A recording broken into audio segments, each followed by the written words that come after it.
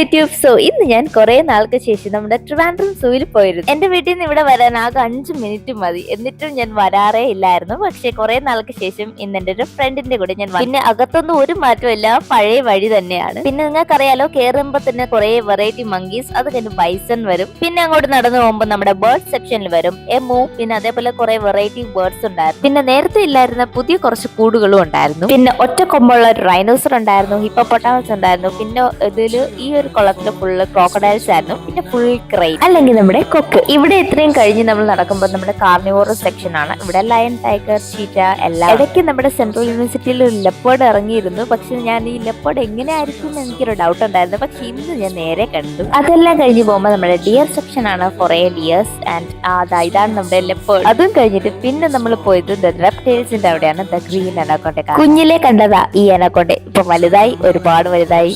ഇത്രയേ ഉള്ളൂ ഇന്നത്തെ വീഡിയോ. അടുത്ത വീഡിയോ കാണാം.